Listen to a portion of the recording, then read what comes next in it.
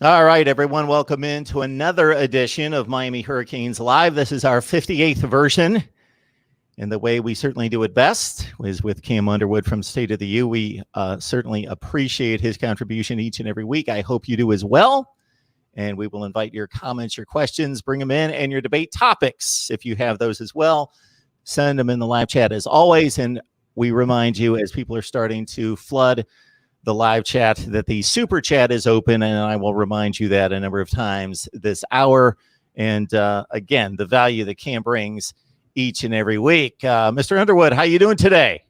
Good. Hanging out Saturday morning. So I actually know what day it is. The calendar date and everything. So that's a good thing. So just here hanging out. Figured I would switch it up and go with the green shirt this week after having worn the orange last week, and talk a little Canes football. Why not?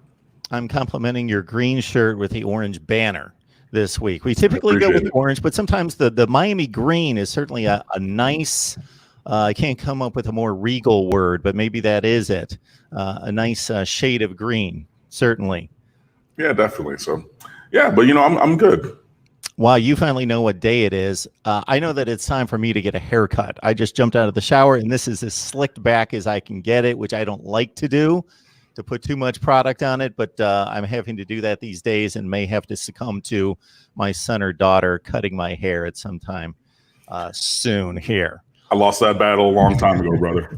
It's looking good. That looks clean. That looks great. Appreciate it. It certainly does not have, I'll just say one thing or another that that is a good look for a lot of guys, and you would fit that bill. I don't think there's any question about that. Appreciate it. I don't know that I could do that. What you uncover, obviously, is the shape and the dimensions of the dome, the cranium. The dome there, and I don't know what mine is. Yeah. Could be some lumps and some pit holes in there that wouldn't look so good. All right, everyone, it's Miami Football Talk for the next hour. Bring your comments, your questions, and so forth. I am going to be in the process here in the next couple minutes of going on my Twitter page and leaving a poll question that is simply going to be, if you are to wager the Vegas over-under on the Miami win total, and we'll go with the 8.5 total, obviously, since there is a clear winner and loser, that if you think Miami's going to go 9-3 or better, then you bet the over. If you believe they're going 8-4 or under, assuming a full college football season in 2020, then bet the under. I'll get that posted in the next 5 minutes or so. Invite your friends, your family on. And we're also going to ask Cam a couple questions that we gave everybody a tease to last week. And this, I believe, is the more interesting of the two. The other one, a little bit more generic. They can fit any sport, but Cam's a college football recruiting expert, and obviously that's the lifeblood of any program. So, Cam, I'm asking you to name the one situation, and then certainly you can, I'm sure you've got other scenarios that you would love to play out and talk about from the past, so I'm not going to limit you to one and say shut up, because I'm sure you got stories galore about these kind of situations. But let's start with the one guy that you thought was going to be a Miami Hurricane, then when it came to National Signing Day, turned the other way. And whether it was a combination of just the situation was weird, his level of play obviously was something that you missed maybe on that day, thinking he was going to be a superstar, or as it played out, he did become a great college football player. Who's the one that got away, and what was the situation involving him? It wasn't necessarily that he was penciled in to be a Miami Hurricane, but the one that hurts the most in like the last decade is Dalvin Cook from Miami Central. Just because of not having him on Miami's roster, but then also what he did to Miami at Florida State. You know what I mean? So it was the double whammy. Now, we did get Joseph Yearby in that class, and I said at the time, and I stand by it, that Joseph Yearby was a better running back prospect at that time, and Dalvin Cook was more of an athlete who needed to develop a little bit to unlock his potential. And from the second he stepped on campus at Florida State, he went from just a guy who's going to find the sideline and try to outrun everybody to just one of the best running backs that we've seen. And he pretty much single-handedly beat Miami all 3 years that he was in college. That 2014 game, I was at that game in Hard Rock Stadium, and Dalvin Cook took over. 2015, same thing. It was just, it was tough. It was tough. So missing out on him, and not even just missing him, because it'd been one thing if he went to Alabama, not even Clemson, Alabama, Georgia, somewhere that we're not playing them every year, it would have been one thing. But just to see him on the other sideline and on the other team's offensive formation and then just gashing us time after time after time, that's the one for me recently that hurts the most. Obviously, if you want to talk about decommitments and flips, there's tons and tons and tons. If you go back to when I was in college, you have Kyle Wright, who was a 5-star quarterback recruit coming from California. Everybody thought he was just going to be the next Ken Dorsey, because Ken Dorsey was like, a 4-star recruit, but you're like, hey, this is the best quarterback in America. He came over, redshirted and everything, and then he played, but it was definitely not continuing the excellence that Miami had seen from Brock Berlin and Ken Dorsey before. And this is the thing. And like last week, I know that we waxed poetic for a while about, Clemson hitting, enjoying and striking while the iron's hot. Missing on Kyle Wright's career tanked Miami. You know what I mean? Like, he was a 5-star. He was supposed to be the next one that you plug in, and boom, boom, boom, boom, boom. You just keep going, just keep going, just keep going. You miss on the one guy, and that hurts. We talked about that Matthew Thomas situation where we pretty much thought that he was coming here, and he went to Florida State. And then after he signed at Booker T. Washington that day, he said, USC was my second. Miami was like fourth. And then that obviously had the trickle-down effect of you didn't go after Sky Moore, and he ends up going to South Carolina, having a good career. I'm sure that there's other guys that I'm forgetting. All of the corners and DBs that have gone to SEC schools recently. Your Tyreek Stevenson at Georgia, your Pat Surtain Jr., your Josh Jobe, your those guys. All these wide receivers. Amari Cooper.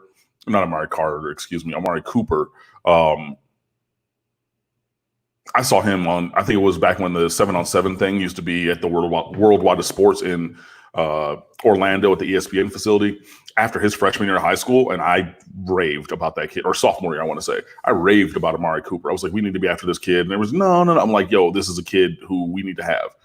But I'm missing on him, Jerry Jeudy, Grandpa Ridley.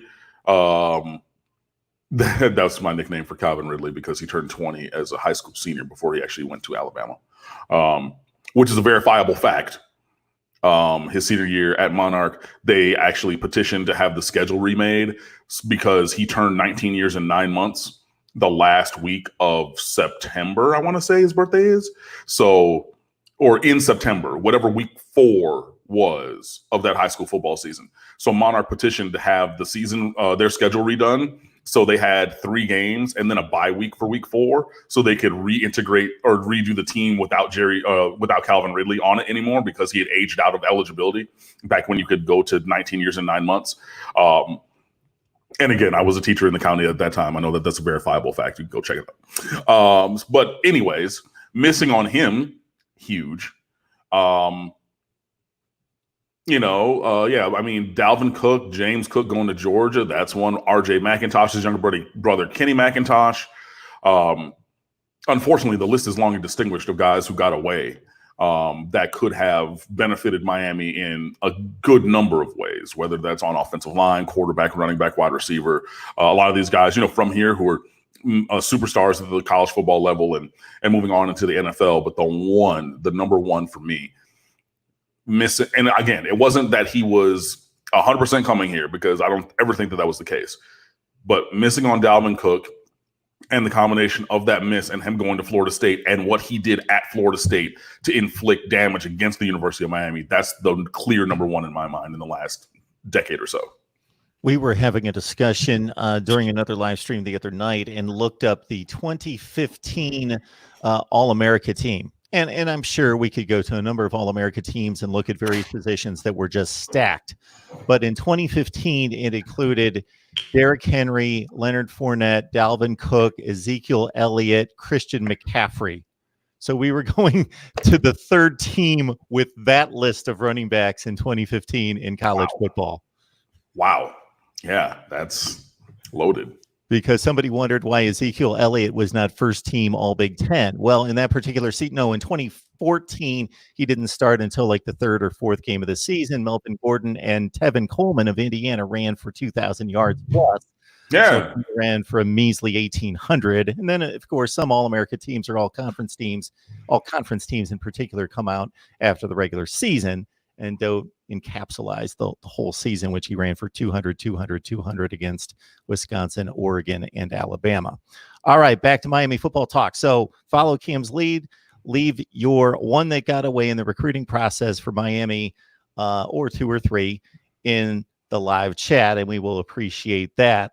I'm leaving a poll, which I just hit the tweet button on Mark Rogers TV. Go to Twitter at some point and leave your wagering decision on Miami's win total this year, assuming a full 2020 football season, on the over-under of 8.5. The over is 9-3. Obviously, the under is 8-4. Check out last week's show. We went 2.5 hours. We had Cam on here for 2.5 hours. We're not doing that to him again, but it was a good 2.5 hours, and the wholesome one dropped by for the final maybe 90 minutes, and they dug into stuff that I wouldn't be able to hang with in any such way regarding high school football players in South Florida, and it was a good time. Vincent R. is asking about a shortened season of 8 games and whether that's a possibility. I know that the College Football Playoff Committee had a conference call with Vice President Mike Pence at some point this week. I did not see the exact results, but I had somebody on yesterday that explained 4 different options, or maybe 3, in addition to a full season. One was starting in October. One was limiting the schedule to regions, which I would think would be a nightmare to try to restructure the season and determine who Miami's going to play as regional opponents. Central Florida, South Florida come to mind, Florida State, et cetera, et cetera. Florida, if you're going to go the full route, but to keep those somewhat reasonable in regards to the fairness of the schedule, and then also just work it out, would be interesting. Certainly an interesting way to approach the schedule. I don't believe that one of the options was moving the schedule back all the way to February. I saw a spring football schedule proposed by many, like a February through May. But there was the October schedule that would start about 5 weeks late as well. Don't know if you have any thoughts on that. Again, we're all playing doctor and with our own model. So we've talked this up, Vincent. Just want you to know a number of times, and Cam and I are both on the same page in regards to, we can speculate and talk about options, but we're not, neither one of us, going to make a prediction. Right. I mean, and I think that, it's just like a speculative question. That's fine. Could I see it happening where, you have a truncated season and did, the conference games only, like you're asking? I could see it happening, sure. But I could also see any of these other scenarios happening as well. So is it in the realm of possibilities? I believe so. Just as a pure exercise of logic. But I'm not sure. I don't know, which way anybody's leaning or, anything like that for the actual formation structure of what things are going to look like, because obviously, again, we just kind of need to play things out and see, where this whole situation's going before we're able to really know what the, things are going to look like. Todd, I appreciate you jumping on Twitter and starting an account on my account on Twitter. Thank you so much for following me there. And I have promised to follow anybody when I make this declaration on any of the live streams, that I will follow anyone who follows me, because I normally don't do that. I review the person if they're a person of value in regards to a media standpoint, or of course they're a personal friend, I will follow them. Otherwise, I don't follow people generally, because I just don't want my feed cluttered up with stuff that I don't want to see. But if you specifically say, hey, Mark, I'm following you on here to support you, and I really want you to follow me. Hey, sure. We will do that. So, Todd, thank you so much for that. All right. In addition, Cam, I'll throw out this question. So I saw it on Twitter, and this has been asked a zillion times, but I saw it more recently on Twitter. And considering our situation and looking for topics and subjects that are interesting, this particular person threw it out on Twitter as, what athlete would you want to see, or if you could go back in time, would you award a championship ring? And since it was wide open to athlete, I certainly thought of Ernie Banks and Ken Griffey Jr. in baseball, and I went on down the line. Dan Marino was a common selection of many people.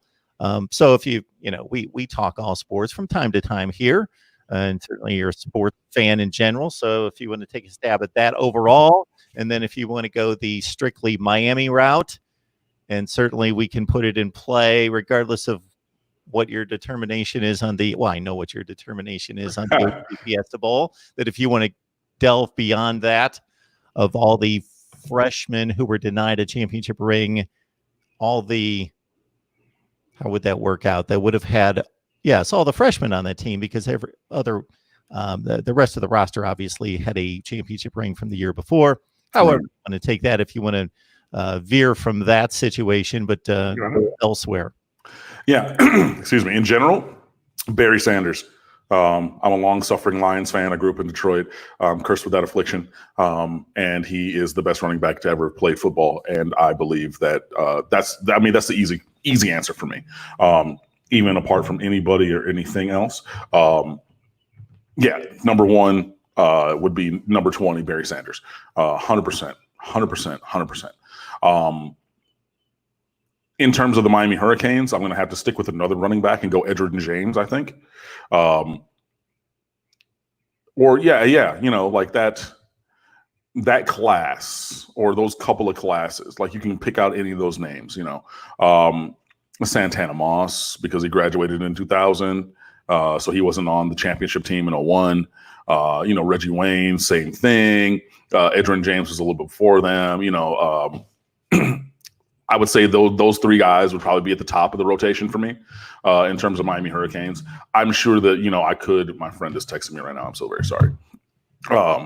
It's just because the table, I keep hearing it vibrate. Sorry. Anyway, I, could delve back and comb through all of the rosters for years past. And it would take me maybe a little bit more because, again, I didn't grow up as a Miami Hurricanes fan. I don't have that 100% catalog of all the rosters and, who was here and there and, and for a time, it was almost like, how Tom Izzo could say at Michigan State, every 4-year player went to a Final Four for the longest time until they missed it that 1 year. And it spanned 23 years of player when he took over for Judd Heathcote. So it's just like everybody at that program had been to a Final Four. So yeah, but it's almost the same thing with Miami Hurricanes championships because of the fact of how, except for, the 91 to 01 gap, they were overlapping. You know what I mean? So it's like, hey, I got one as a freshman, even though I wasn't a star player, but, yada, yada. So, I mean, you'd really look maybe in that probation time or things like that. It would take me a little bit more to dive in. But yeah, off the top of my head, I would say Edgerrin James, Santana Moss, and Reggie Wayne. Do you have an idea there at State of the U, the demographics of your audience? Yeah, we get demos. So, I mean, it's going to be, males 18 to 35 is going to be the main thing. Obviously, the geographic breakdown is mainly Florida, but it extends out a little bit just because we have Miami Hurricanes fans in lots of places. And since we have contributors in remote locations all over the country as well. So you have some pockets in other places, Atlanta, that North Central Georgia area is strong for us. Up in the North Carolinas, that kind of Tobacco Road area, we have a good little bit randomly out in Utah and Idaho because Marshall lives out there and goes to school out there. Our number 2 guy, so there's a little footprint for that as well. So yeah, we see those demographics and we tap into those every once in a while. So considering that most of us start watching sports near 10 years old. The first memories are typically for, I would guess, the average male would be 7, 8 years old. You remember latching onto a team. So to remember the 1983 championship team, you would have to be around 40 years old. Yeah, you would have been born sometime around, you would have been born, well, 1980, older, you'd be older than that. Yeah. So you'd have to be maybe born around 1975. So you would be about 45 years old. Yeah. And then the championships ensued from there, the big glut of them between 83 and 91. For considering your demographic, how knowledgeable do you think they are, in addition to just knowing the years, 83, 87, 89, 91? I think that there's what happened. I think that there's a good little bit of knowledge because, I think that we are obsessive about it. So, we can talk a lot about those championship years, maybe some of the in-betweens. We could all use some knowledge on, just because, we're going to focus on those ones that, we won and things like that. But that transitions me because last week you were asking me, what's the best team not to win a championship? And that was actually our SB Nation network-wide push for Theme Week this week. And so we profiled 5 different years, 86, 88, 92, 2000, and then that other one. And then I added in the 1996 baseball team just because they were 1 out away from winning the College World Series, and then Warren Morris happened. When I posted that, the poll piece for people to go and vote on that, there was a couple Hurricanes fans who said, hey, if you're going to mention the 96 baseball team, you got to mention 92. They got hosed because there was the semifinal game. It was raining and everything, and they were losing, and instead of suspending the game to come back and finish it the next day because of the TV time, back in the early 90s, you weren't really going to move the television around, the broadcast of the national championship game. So they basically were forced to play in adverse weather conditions, and then ended up losing that game. But I think they went 53-10 that year, and the 96 team went 54 or 52-14. The baseball teams that were. So yeah, we talked about those, and it was good to dive back into that. So we had different contributors for the site, each take one season and kind of just walk down memory lane. The highs, the lows. The best players, what happened, and then where it went wrong for each season's championship pursuit. So I urge you to go check those out on stateoftheu.com. All of those pieces are still linked. They're right up on the front homepage, and then you can go take a spin around the super group and go see from all of our SB Nation blogs. So it was mainly quarterbacked by the NBA league of sites. So they took the lead on that, and we all also tried to go in. I just did it like a normal theme week. So we had multiple pieces instead of just one listing all of them. We gave homage to each of these seasons that, Miami could have won a championship, but came up short or were robbed for them. And yeah, so you can go check those out. And it's a good conversation to have. And I think for me, it really did give me deeper knowledge of the 86, 88, and 92 seasons. I remember watching that Sugar Bowl against Alabama because I was, 12, 11 at the time, because it was a 93 Sugar Bowl. So, that was 11 turning 12 that year. I remember watching that. And I was, like I told you guys, I was a Miami Hurricanes fan because of the baseball team. So when, I was over at my dad's house and he puts on this game and I see, that's my team. Yeah, that's the baseball squad. Sure, I'm going to go for them. I know those colors.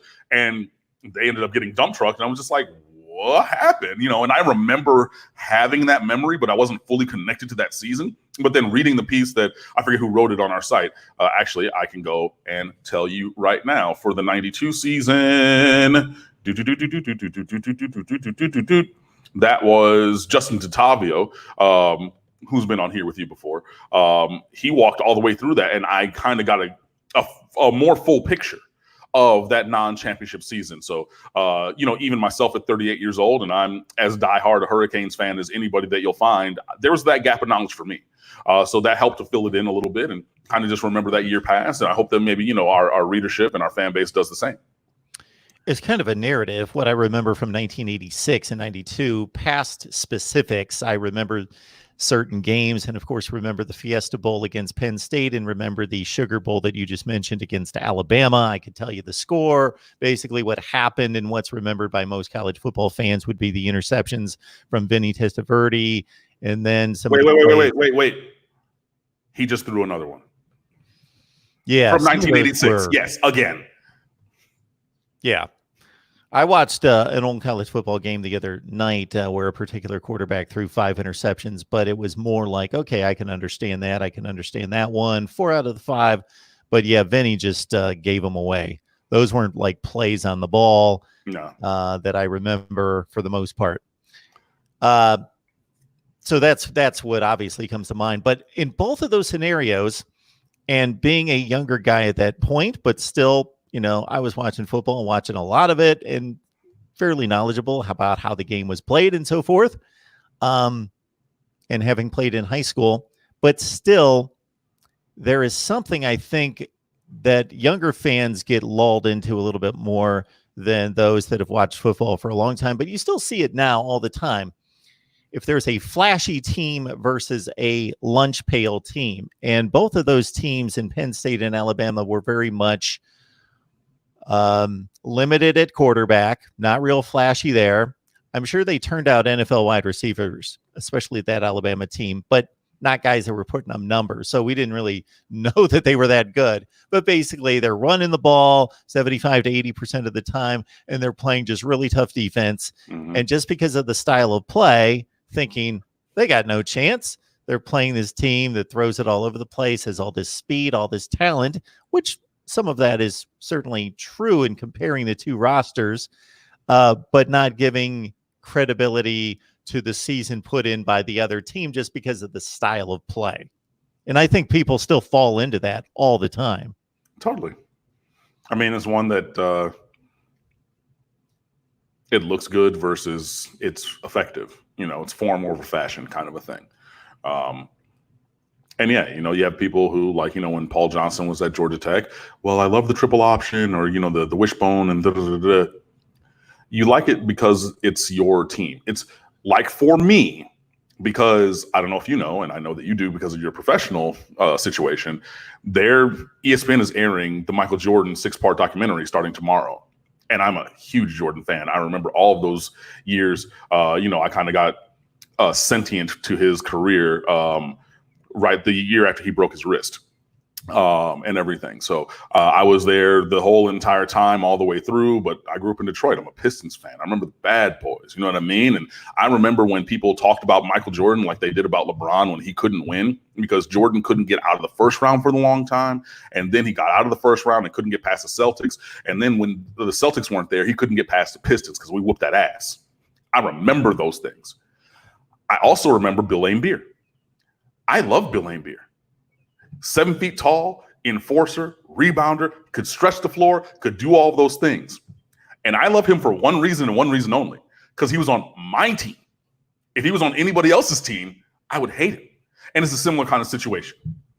Bill Laimbeer came from the Cleveland Cavaliers, where he was a complete unknown in regards to anybody outside of Cleveland. I grew up 45 minutes outside of Cleveland, so I knew exactly who Bill Laimbeer was, but he was just a non-factor. He goes to the Pistons, finds his role, becomes a goon, but outside of that became a very, very good player, like a borderline Hall of Fame type player. He could score and rebound. He didn't just pick fights, but that's what he was known for. What was the original question? Because that was the parallel of Go ahead. No. What was the question? Well, we were going with the championship, who should have won championships. And then we were talking about teams. We were talking about the 86 and 92 teams of being, and I want to clarify my take on this real quick for anybody in the live chat. I'm not saying Miami was all style and no substance. Those teams were tremendous. They weren't like sometimes you'll see a Texas Tech or a Houston that throws it all over the place and beats up on a lot of FCS and lower division teams, and then they run into somebody. And the team that comes to mind is the Houston team. One time, I believe, with Andre Ware and definitely with David Klingler, that was scoring, I'm talking like they scored 95 points against somebody one time. Yeah. And then they ran into Miami on a Thursday night in Miami and got housed. And I saw Right. it coming because they had some players, but they weren't like an NFL team. Right. No, and that's what I meant about form over fashion. So I mean, with form, for me, it was Laimbeer. Like he was on my team. He did like it wasn't flashy or anything, but I appreciated that. Just like these teams or these fans of like that Georgia Tech, that was the connection. Like of the Georgia Tech wishbone and those things. It's like it's not the greatest thing, but I love it because it's my team. It's who I root for, and that's what gives me the connection. Same thing like with me for Bill Laimbeer, where I know that everybody in the world hates Bill Laimbeer to this day. I know that he said something about LeBron James being better than Michael Jordan, and the entirety of the city of Chicago. And look, both of my parents are native Chicagoans. I have family there, and they're hitting my phone up and everything. I still hate Bill Laimbeer, and I know that you grew up in Detroit. And Hey, okay, but that was my connection. I love it or root for him, and I was happy to have him on our squad because I was a Pistons fan. But if I was anybody else, I would hate him. P.S. By the way, I don't know if I told it on here before, but I ran into Bill Laimbeer when I worked at Interlochen Arts Camp in Northern Michigan at Interlochen Corners grocery store. Wow. And it's this little mom and pop thing. And he's 7 feet tall. Like it's Bill Laimbeer. Like, you know what I mean? Like you can't miss him. And like literally we were going to the beach on Lake Michigan, and I ran in real quick just for some brews or whatever while everybody else was in the car. And I was just looking like up because, like I'm barely 6 feet tall and, he's 6'11". I was just like, Bill Laimbeer? And he was like, oh yeah, actually I am. So like we had a conversation when he was checking out. He's like, cool, I'm going to go hunting now. So take it easy. I'm like, all right. So it was like a random time that I actually ran into Bill Laimbeer as well. So real life, personal life coming in with the sports life and everything. So yeah. That is tremendous. That is good stuff. All right. J-Love T. He and I had some type of back and forth about something this week. I don't remember what that was on Twitter. Anyway, J-Love T asking Cam, what do we have to do to recruit better at offensive line? Yes, we do get certain guys, but it's even more that do not play. And I mean, the even more who don't play, he means like a Barmillo who came from Brad Kaaya's high school, who's a 4-star who never played. You have a Kai Leon Herbert, who was a 4-star, All-American kid, heavily recruited by Florida and other SEC schools. He's here and hasn't played a meaningful snap, things like that. Honestly, I think it's evaluation for one. And I think it's like overall paradigm, evaluation, and scheme at the college level, at like on the Miami level. So I'll break those down. The paradigm is a thing where you have to really have an idea of what you're trying to do on the offensive line. And it can't just be for 1 year. It has to be like system-wide. You know what I mean? So, for example, take Wisconsin. They have a very clear sense of self. They know what they're going to do on offensive line. They're going to get some 3-stars, maybe a couple 4-stars, maybe an All-American from Wisconsin who's just a gigantic player. That one guy might play as a true freshman. Like the rare guys play as true freshmen there. Otherwise, they're going to come in. It doesn't matter who you are. You're going to get in our scheme, get in our system, get in our weight room, and you're going to work. Then you might hit the rotation as a redshirt freshman and work your way up from there, depending on your level of athleticism and talent. That is ever present. That has not changed in 25 years. The way that they do things, their scheme on how to build and grow offensive line. So now you go from that to the evaluation point. So now if you have a clear sense of self, a clear set scheme for what you're trying to do organizationally on offensive line, now you're trying to find guys to fit that. Hopefully, you have a little bit of buffer on the roster, because if you're trying to, this is where Miami has struggled, because you have to swing for the fences with an Alex Leatherwood or an Evan Neal or guys like that, because you need guys to come in and play day one, because you don't have any buffer at the top level of the roster.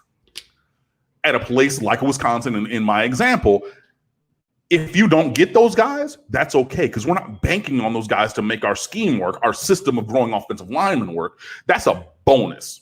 You know what I mean? So now, okay, you're evaluating to fit what you do and how you do it. If there's a guy who needs a year or two in the weight room, that's okay.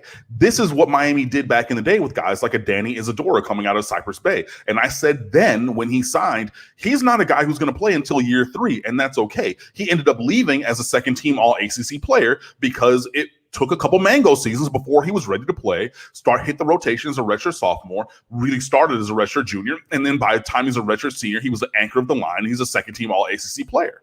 But your evaluation needs to fit into the paradigm and also the needs of the roster. So now we need to evaluate a little bit differently once we've set our organizational scheme. And then the scheme that we employ on the field needs to take advantage of these players and not leave them out to dry. Everybody knows that we did not have the kind of offensive line that could run a pro-style scheme. And last year especially, you're starting a true freshman at left tackle who came into Miami 5.5 months ago from when he hit the field. Or sorry, he came in January. Did he? Yeah, Zion Nelson came in January. So 7.5 months before he hit the field as a Miami Hurricane, this guy was 6'5", 240. And now he's starting at left tackle. But you're going to leave him on an island against a John Greenard and the Zuniga? Fam, that's why we gave up 10 sacks. You can't, no. So you're not using these players in an effective way. I don't necessarily think that you're evaluating players appropriately, and you don't have a cohesive organizational structure or mindset for how you're using offensive line. When you have that 3-level coordinated approach, then I think that you'll be able to see improvement on the offensive line. So hopefully the whole paradigm, again, organizationally, evaluation-wise, and usage, I want to see all 3 of those things improve. Now, have we made strides toward that? Garen Justice is a great offensive line coach and a good evaluator and recruiter. So hopefully, yes, Red Lashley is going to run a different kind of offense where he's going to ask your offensive line to do different things, not necessarily man-to-man block and say, hey, you got this beast across from you. And look, there's good players on other teams too. They have scholarship players everywhere. So you're not going to say, hey, true freshman, good luck against a guy who's going to be a 2nd or 3rd round draft pick. I'm going to put you on an island and hopefully you make it. What? We're not going to necessarily do that. So there's that. Now, the organizational piece of it, I'm not sure of. I don't know. I don't have the connection. Maybe I'll try to see if I can find one to find out about that. But I think on all 3 of those levels, that changing the mindset, mentality, and organizational schemes on all those levels, if you change those things, then I think that the recruiting and performance on the offensive line can change. And you should clip that because that was a fantastic answer. I'm patting myself on the back for that one. So for those Miami fans who just want to see Miami content and check out my channel and subscribe, a little disclaimer, I do have a Miami channel, so that will be clipped and sent to the Miami only channel, and please subscribe there. If you want to support what I do, please subscribe to both. And but we do the live stream over here, so you got to be subscribed to know when the notification is coming because we cannot lock in on a day and time. I watched a YouTube video the other day that was talking about the importance of liking the videos. And that YouTube it's much more complex than this, but also almost has a checklist system of, okay, somebody watched that video, great, check. Oh, somebody liked that video, check. Oh, somebody moved on to somebody else's video. Oh, that's a check in the negative box because they didn't continue to watch that person's channel. Oh, they commented to that, check, etc. So please at least like the videos. And of course, we've got the super chat on, and you need to understand it. And please appreciate, just take into context, that Cam gives us an hour plus each week. And beyond the hour, again, sometimes I emphasize the time, but to me, it's more about the value of the information, the knowledge, the stories, the background, the energy, the passion for Miami football and what he delivers here. I can't imagine that anybody watching can't notice that and compare it to what you see on other college football channels. All right. I was asked by several people this week whether I thought the Alabamas and Clemsons on down the line, et cetera, depending on the matchup, would be at a disadvantage during a condensed season and whether we would see more upsets. And I understand the theory there. I understand that perspective. Certainly, if you look at Nick Saban and Urban Meyer, I know that their bowl records, their postseason records, and especially considering the competition that they faced every year, which was typically like top 5 in the country, their postseason records are ridiculous if you really take it into context against who they're facing. Those great coaches, if they've got 6 weeks, can do an amazing job in preparing a team for a postseason game. On the flip side, though, I kind of thought of that and I understood that person's perspective. But on the other hand, I thought, don't the really great coaches with the great systems put in a condensed situation? Wouldn't they have the advantage of being as on top of it as they are and knowing nuts and bolts their roster and what they do and having it down to a T, that I would think that those great programs would actually have maybe an expanded advantage over everybody else. And to that point, John Shields is asking specifically about strength and conditioning at home and maybe having an advantage. But I would think all these people at major programs are certainly have capable people that are instructing their players. Yeah, and it's a thing. It's going to be interesting to see because it really comes down to like the strength component. I think the conditioning you can do because you can jump rope, you can kind of do some things, you can do some body weight stuff. I mean, hey, maybe you just do push-ups your whole life, like Herschel Walker, who famously never lifted a weight until ever. I don't even know, you know what I mean? And he had that physique that was just chiseled, But yeah, I think it's going to be the strength component, just because especially the stronger guys and those, integral line positions on offense and defense, like to get that kind of strength, you need to push some weights.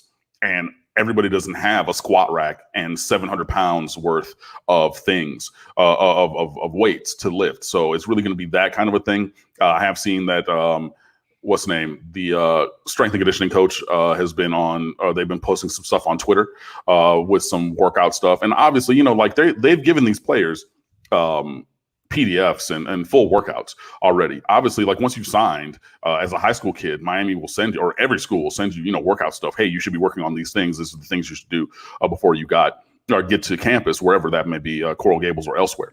So, I mean, there is going to be that, but it's really, and it also takes into account the home life situations of all these guys, because everybody doesn't have all that kind of money. Everybody does not have a home gym like that. So it will be really interesting to see how they can get creative. Two things that I saw just come past in the comments. Yes, Miami missed on Sony Michel. That one did hurt as well, but it didn't hurt.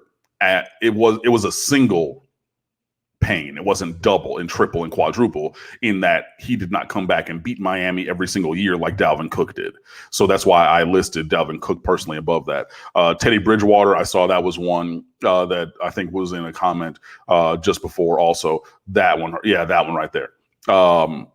Yeah, Teddy Bridgewater, that one hurt too. And again, that's a guy who hurt double because he they blew out Miami in that bowl game that I went to, his last game, where they came out in the fourth quarter up by 35 points and went in formation and then called timeout. And he went to the sideline, hyping the whole half of the stadium up because they put him out there.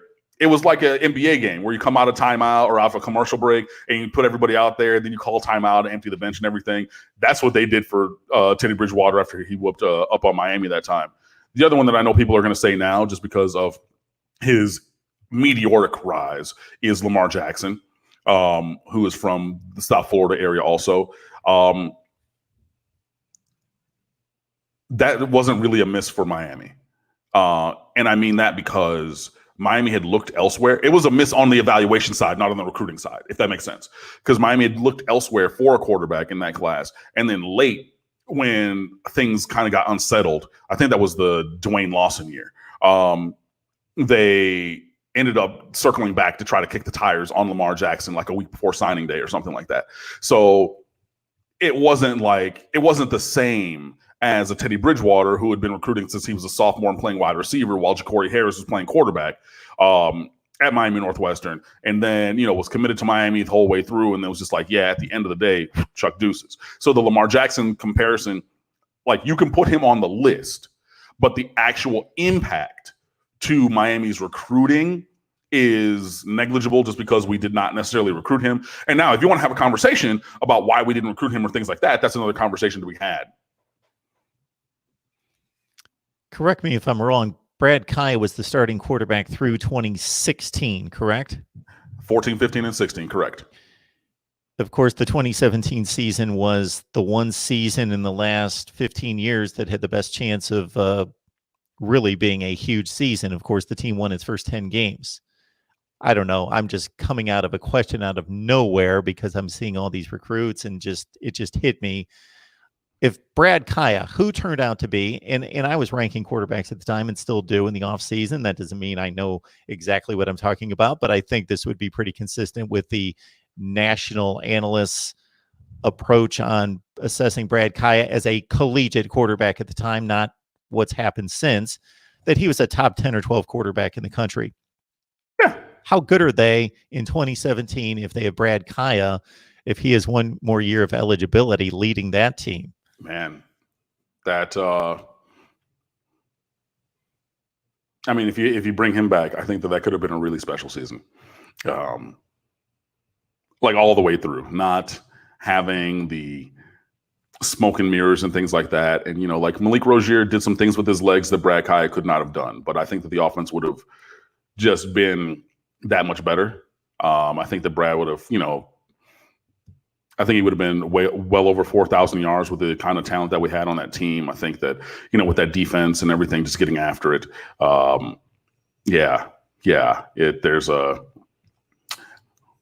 That's a thing that, I was hoping even at the time, just because that 2016, the run at the end of that year, it seemed like things started to click. And then when we went up against West Virginia in that bowl game and whooped their ass, it really seemed like, hey, we're cooking with grease now. So, you bring back a 4-year starter at quarterback, he would have been, 13,000 career passing yards. He would have been, because he was at 9,700, I want to say, in 3 years. He would have been, he'd have been up around 12.5, 13,000 yards passing for a career. He would have been doing that. You had skill guys everywhere. That was a thing. And I think that 2017 season could have really, really, really been something special. But then you lose Njoku after only 2 years playing as a redshirt sophomore going to the league. That hurt. You have Amon Richards with injury in 17. That hurt as well.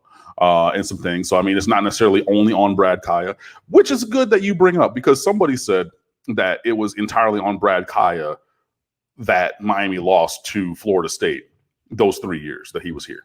And I wholeheartedly disagreed. I put up stats, and Brad, who's on Twitter, saw it, and he sent back a screenshot of some analytics and some stats that somebody had culled before. He said, I did my best, fam. And if you look at it, every statistical area was as good as, if not better than, these other quarterbacks of note. And I don't remember their names. But like, if I gave you their names, you'd be like, oh, this guy, like names of guys that went against Florida State who and his stats against them were as good or better. In every single category, except for the wins. Now, look, it's not Brad's fault that extra point got blocked. It's not Brad's fault that we couldn't tackle Dalvin Cook in the second half for any of those years. You know what I mean? Like, he did that sophomore year, he had 405 and 3 touchdowns with no interceptions. Like on 60% completions or almost 65. Like, what are you talking about? That is only on Brad that we lost. Like, and I get people talking about QB wins and everything.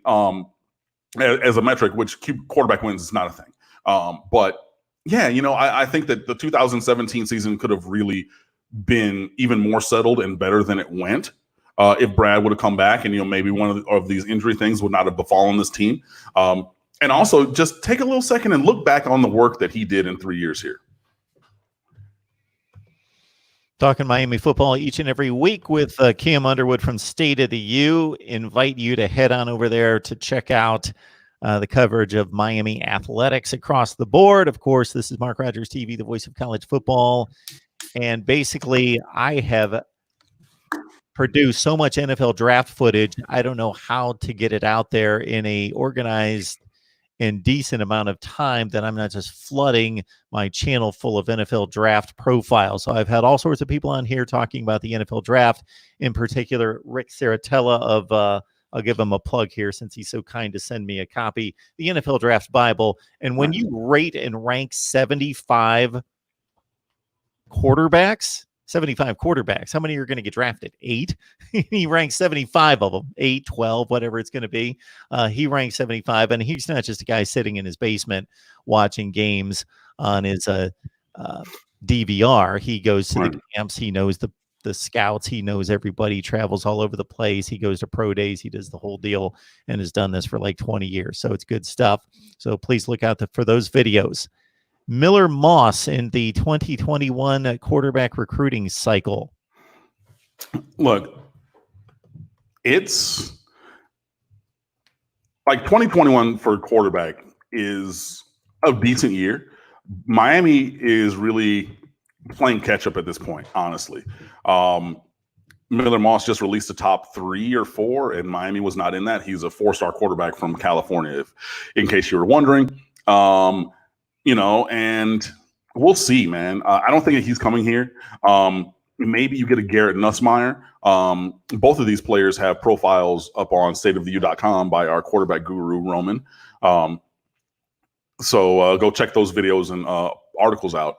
I saw some people saying, hey, maybe if Miller Moss goes to LSU, then Garrett Nussmeier from Texas, Doug Nussmeier, I think the offensive coordinator's son, maybe he'll then trickle down to Miami. And, Bud Elliott for years when he was at SB Nation and now over at 247 has done a piece on blue chip quarterback dominoes, just because it's a big thing, like getting your quarterback in a class. You got to get one. And obviously, y'all already know, I'm going to plug it. The recruiting rules are still up on the front page of State of the U. Rule number 1, get a quarterback every single year. And you want one of quality, because if things go wrong, as they sometimes will, then you got to have somebody who you could eventually down the line feel comfortable about developing and putting in a game. But for finding a 4-star or a talented guy right now, it's going to be tough. There's Aaron McLaughlin from Alpharetta, Georgia, who goes to Denmark High School. He's a big kid. Was committed to Auburn, decommitted, but maybe he wants to stay in the SEC instead of coming to Miami. But I know that there's a connection there. McLaughlin, as of right now, I would say that would probably be the best bet for Miami. But we're always evaluating, always looking at guys. Maybe we're going to try to fight that battle of flipping Preston Stone from SMU, even though his father went there and played there, I believe. And he's from the Dallas area. So playing for the team in Dallas maybe holds a little bit of a different weight for him. And especially something where, it's a family connection as well. But he committed to Rhett Lashley when Rhett Lashley was there. And Preston Stone is a very, very, very good player. So maybe, you want to fight that battle. Maybe you want to try to keep evaluating and find out, maybe somebody who's a 3-star now who ends up being a 4-star, like Jaron Williams did in his year. He was not a 4-star rated at this time of his recruiting process. So maybe there's another guy out there like that. But we're just going to have to keep plugging. So, it's just going to be, like in a boxing scenario, we're going to keep doing that work. So every round, we got to keep throwing jabs. If there's an opening in there, we try to throw in a cross or a hook or uppercut. But we just got to keep that work rate up there, looking out, evaluating, contacting, communicating. But there's no ready-made answer in this class this year. There's no, oh, hey, this guy, that's our guy. That's who we're going after. Boom, done. And especially, I think it was early Jake Garcia from La Habra, California, but then he ended up committing to USC. So there's that. And then people were also saying, hey, maybe Miller Moss chooses USC, and then Jake Garcia, in his anger for them taking a second quarterback, he opens things back up. He wants to come to Miami, and he's already visited Miami on his own dime. You could create all of these hypotheticals that you want, but the short story long, and the answer is there is no good answer on quarterback. It probably won't be Miller Moss from the way that things look right now, but Miami just has to keep plugging along. As you mentioned, Miller Moss in the top 5 in the nation as a pro-style quarterback out of California. Jake Garcia, 4th-rated pro-style quarterback, leaning USC, according to the 247 Crystal Ball. Top 30 player in the country, according to the composite, regardless of position. Wow. Yeah, Garcia is committed to USC already. Oh, has he? Yep. Yeah. So, that happened shortly after or before he was supposed to visit here. Yeah. Mike Williams, thank you so much for the Super Chat contribution. I will get that to the screen shortly. Thank you so much there. Dante Colon with a 2-part question. Cam, what do you think are the benefits of this hiatus for Miami as a program, if any? And then why has Miami ruined as so many talented quarterbacks? The one is leaning into the digital side of things is a benefit.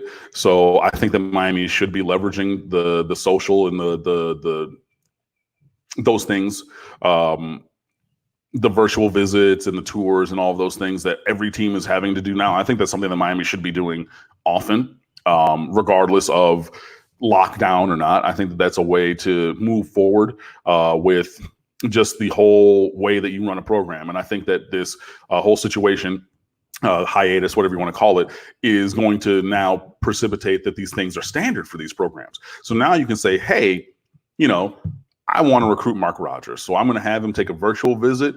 Hey, come on down for a 7-on-7. Come on, have a campus visit. We've already talked about these things. We've given you this virtual visit and everything. So I think leaning into that and really starting to figure out a way to make that a core part of the program moving forward, I think that's a benefit. It's not exclusive to Miami, unfortunately, but I think that is a benefit. In terms of quarterbacks, it's just tough, man. It is. It's as SB Nation years and years ago, Ian Boyd, I believe it was, listed the top 5 hardest positions to evaluate and develop from high school to college. Number 1 was offensive line. Number 2 is quarterback. Sometimes you just got guys who can go do it without necessarily knowing the X's and O's. Sometimes you have guys who know all the X's and O's but don't have the physicality to make that happen on the field. There's just it's an ineffable thing. It's an art, not a science, unfortunately. And Miami has had some talent, but it's been hit or miss, at quarterback and at lots of positions. So, I mean, I know that the question was about quarterback, but it's not exclusive to them. But, hopefully we're starting to find a way to settle things and then actually develop players and the program moving forward. We talk Miami football for a full hour each and every week with Cam Underwood from State of the U because of schedule conflicts and just scheduling being what it is for 2 busy people. We cannot commit to a specific day and time each and every week. Therefore, it's important for you to subscribe here, get the notifications, turn on the bell, and you're all set to know when we're going live. And also keep in mind that Cam's time is valuable, and beyond the time, again, the insight, the information, the value that you get from the analysis, I cannot imagine being anywhere else readily available like it is right here for free. So the Super Chat's on. If you go to any major site, like I routinely will go to ESPN.com, see something that looks interesting, get about 3 lines deep, and then, oh yeah, I don't have ESPN Plus. I can't read the rest of this. And you see that at Rivals. You see that at 247 Sports. This is all free from Cam, so please understand that. And the Super Chat is available to everyone. I used to get a free ESPN Plus, but they stopped that for employees a few years ago. Oh, come on. All right, everyone. We appreciate it. Also, keep in mind that over on Twitter, I've posted the poll that is asking for you, whether you wager or not in real life, whether you're looking for Miami to break the 8.5 over-under on the plus side or the negative side. So please respond right there at Mark Rogers TV on my Twitter page, 75 on the line. Go back and watch the rest of the video based on what you missed. If you've got any comments or questions that you wanted Cam to get to, copy and paste it, leave it in the comments section of any of the Miami videos, and we will get to that as well. Cam, anything, any closing shots today?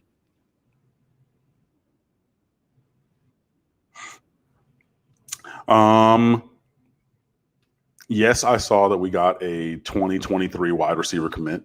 Yes, he's the younger brother of a 2021 offensive line commit.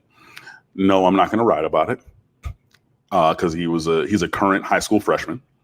So, but there's like the family connection, and like his brother is a really good offensive lineman, and he's committed in this next class, and that kind of a thing. I get it.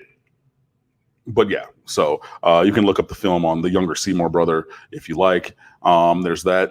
And on top of that, we're just still trying to grind over at State of the U. Obviously, the amount of content offerings right now has been shortened or decreased a little bit, but we're still here for you guys, and have a lot of great evergreen content. So if you missed it, you can go talk back about counting down the greatest players to win or to wear each quarterback number. With each roster number. You can look at the let me see, Miami Hurricanes games we love. We have that, the top 100 plays in Miami Hurricanes history, the recruiting rules, our National Signing Day coverage, baseball coverage, basketball coverage, recruiting things, which I'll be writing a couple more. But we have some good things that are evergreen. So if you've not caught up on those recently, or even why you became a Miami Hurricane that we wrote 5 years ago now, for the contributors of the site at that time, and we had another round for some newer contributors a couple years ago. So there's some great things that are evergreen. So, if you want to kind of walk down memory lane and just kind of do those things, we have those there. But there's also new content coming. We're trying to have, one a day, but, maybe bumping that back up to 2 pieces a day moving forward. So, we're there for you guys, and also just the community where we can all just come together and escape from, the walls of our quarantine. So if you're on social media, that's Twitter, Facebook, or Instagram, we're at The State of the U. My personal account is at Underwood Sports on Twitter, and the website is stateoftheu.com. Please come over and be fans with us. All right. And once again, please lock it in here at Mark Rogers TV, the voice of college football. We do our best. I'm not going to say we are the best. That's our purpose and goal. We strive to be the best covering college football right here each and every day. Cam, we appreciate it as always, sir. No problem. You guys have a good week.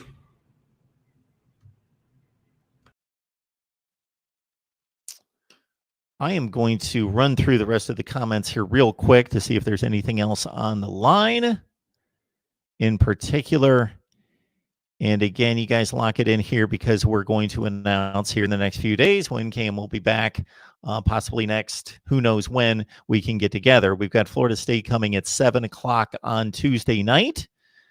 We've been talking Notre Dame football at 6 o'clock on Monday night. I don't know if that's going to come off again this next week, but Notre Dame at 6 o'clock Eastern time on Mondays, and Florida State's locked in at 7 o'clock on Tuesday, although because of a work situation, we may need to change that next week.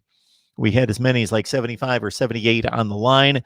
You guys could do us a huge favor also by just going out there and thinking, okay, who else loves college football? Not just Miami, you guys. I see Georgia fans, Ohio State fans, Clemson fans, Michigan fans, fans of all sorts of teams, Florida State certainly, that join us for the Miami live stream each and every week. So college football fans, what college football fans do you know that don't know about us?